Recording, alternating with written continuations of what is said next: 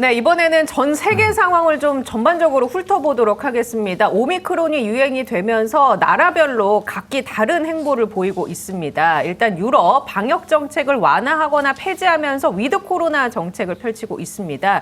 특히 영국에서는 마스크 착용은 물론이고 코로나19 방역과 관련된 모든 정책을 전면 폐지하겠다라고 밝혔는데 어떤 얘기입니까, 이게? 네, 그렇습니다. 예. 이제 영국 같은 경우에는 지금 코로나19 2년 동안 해왔던 여러 가지 것들 중에서 상징적인 게 이제 마스크잖아요. 상징적인 게 예. 마스크라고 할 수 있겠습니다. 그래서 제가 일반 시민들 많은 분들을 인터뷰를 하면은 코로나가 종식되었다라는 것을 상징하는 이벤트가 무엇이냐라고 물어보면은 대부분이 다 마스크를 벗는 일이라고 말씀을 하십니다. 근데 지금 영국에서는 이제 마스크를 벗겠다라는 거예요. 예. 이제 마스크를 벗겠다라는 겁니다. 그러니까 이 오미크론 변이가 여전히 영국의 지역사회에서 유행을 하고 있지만은 사실은 영국은 이 오미크론 변이의 유행을 개의치 않겠다라고 하는 신호를 시민들에게 그리고 또 영국 대외적으로 보내는 거죠. 이런 시선을 놓고서 지금 영국 안에서도 갑론을박이 있습니다. 이제 한쪽에서는 정말 모험을 하는 거다라고 예. 걱정을 하는 시각이 있고요. 또 한쪽에서는 코로나 정식을 선언한 첫 번째 국가로 영국이 기록될 것이다라고 환영하는 시각도 있고요. 예, 거기에 또 자가격리 법적 규정도 한 달 일찍 종료가 기대가 되고 있습니다. 2월 말 정도에. 그렇습니다. 지금 이제 강 기자님 지적하신 게 굉장히 중요하고요. 네. 또 최근에 영국에서 이루어지고 있는 축구, 프로 축구 같은 거 보면은 뭐 거의 관중이 만석입니다. 만석. 거기에다가 마스크 쓰신 분이 거의 없다고 하는 거 보실 거예요. 그런데 영국이 이것보다도 훨씬 더 강력한 조치를 하려고 하는데요. 그게 뭐냐면 이겁니다.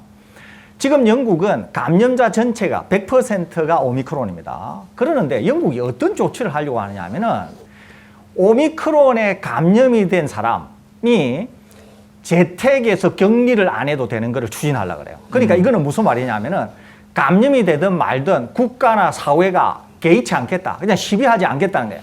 감염이 되어서 출근을 하든 말든 감염이 되어서 힘들면 병원에 가고 감염이 되면 그러니까 완전히 평소의 계절성 감기나 또는 겨울의 독감처럼 취급하겠다는 거예요.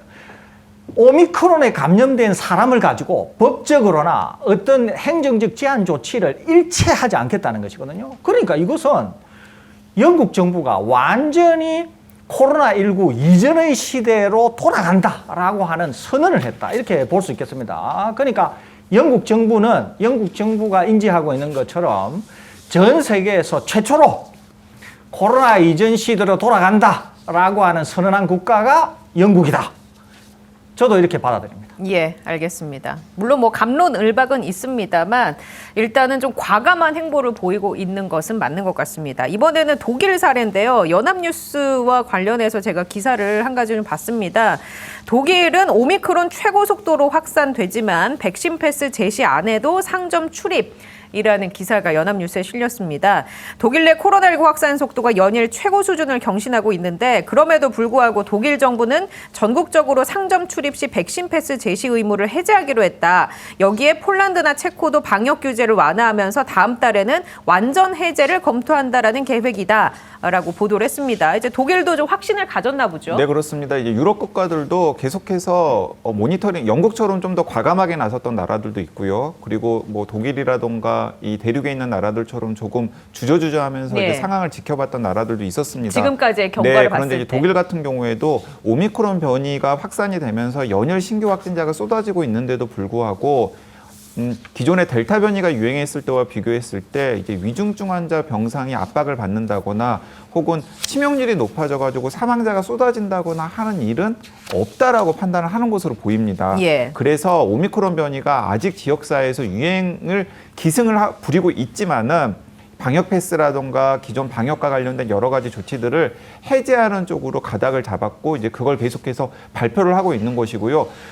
독일의 방역 정책이 대륙에 있는 유럽 국가들에 미치는 영향이 굉장히 큽니다. 예. 여러분들 기억하시겠지만은 독일에서 어떤 백신을 선택하고 어떤 백신을 선택하지 않느냐에 따라서 유럽의 다른 나라들의 백신 규제 정책에 굉장히 많은 영향을 줬던 걸 아마 1년 전의 뉴스들로 기억을 하실 겁니다. 이 방역과 관련해서도 마찬가지입니다. 독일이 이 오미크론 변이와 관련해서 어떤 방역 조치를 하고 하지 않느냐가 다른 나라들에도 굉장히 큰 영향을 줄 가능성이 큽니다. 특히 중부유럽이나 동유럽에 예. 있는 여러 국가들에게. 그래서 독일이 하니까 따라서 폴란드나 체코 같은 네네. 동유럽에 있는 나라들도 방역 규제 완화를 검토하고 이제 시행에 들어가기로 한 것이죠. 제가 좀 덧붙이겠습니다.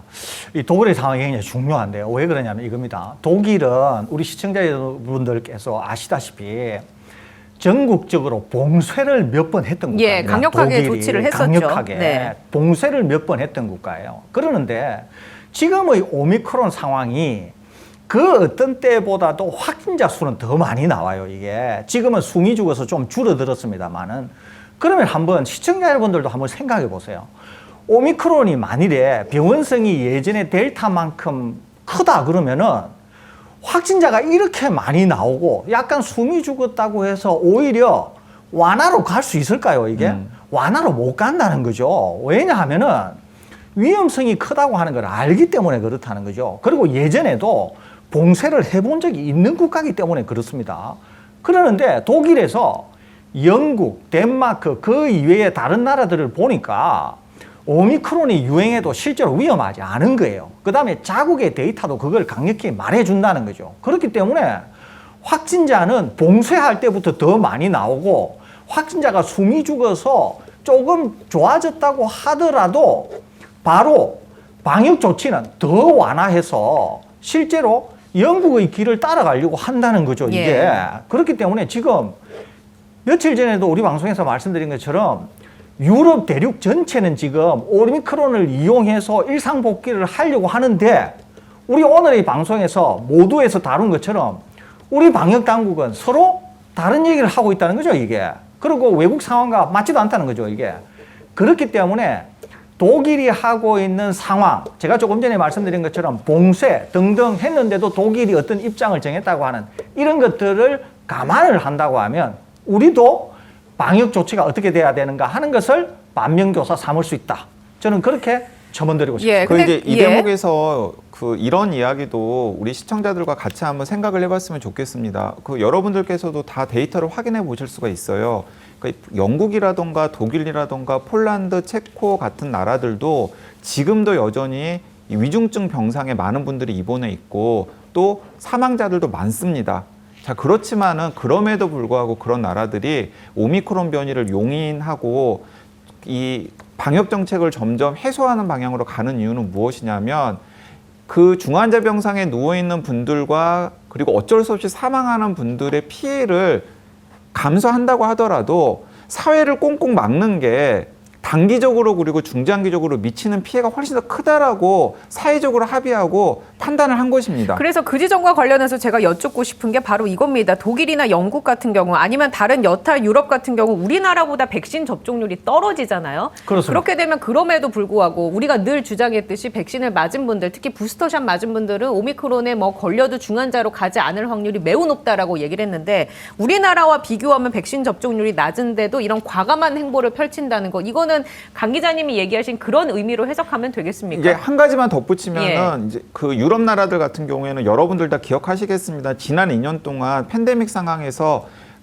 그 지역사회 유행 상황이 우리나라보다 훨씬 더 안 좋았습니다. 네. 그렇기 때문에 설사 거기에는 백신을 접종하지 않았더라도 어쨌든 한 번이나 두 번 정도 감염이 되어가지고 항체를 가진 비율은 인구에서 높을 것입니다. 그러니까 그것도 그런 선택을 한 영향 중에 하나 있겠죠. 예. 하지만 그럼에도 불구하고 들여다보면 사망자도 많고 중환자 병상에 입원해 있는 분들도 많다라는 거예요. 근데 그 나라들에서는 이 정도 중환자 병상은 우리 의료 체계에서 감당이 가능하고 이 정도 사망자는 우리가 안고 가자라고 사회적으로 합의를 한 것으로 보입니다. 예. 그러니까 이제 이렇게 생각할 수도 있습니다. 우리가 지금 오미크론 변이를 우리나라에서도 용인을 하면은 위중증 환자 더 늘어날 수 있어요. 왜냐하면 치료제라는 옵션이 또 있고요. 네, 예. 원래 이제 더블링 되는 네. 분위기가 거의 있기 때문에 다음 주 정도가 되면 하루 확진자가 10만 명 나올 수도 있을 것도 같고요.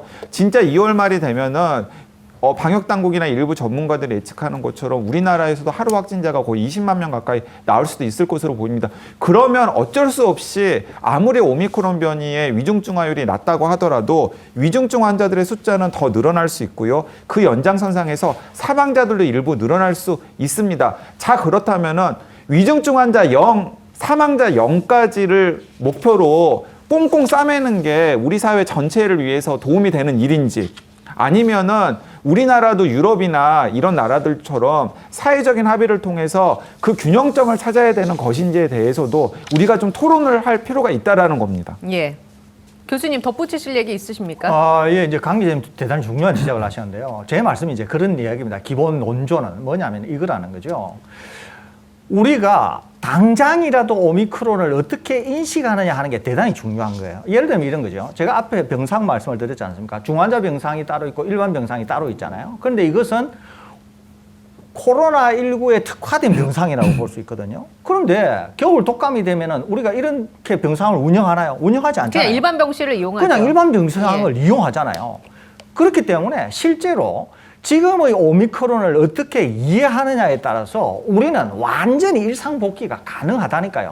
또 거기에 대한 이유가 크게 두 가지가 있는 거죠. 크게 세 가지가 있는데요. 하나는 오미크론의 위험성이 낮다고 하는 거. 두 번째는 고위험군에 집중적으로 짧은 기간에 부스터 샷이 이루어져서 충분히 보호되고 있다고 하는 점.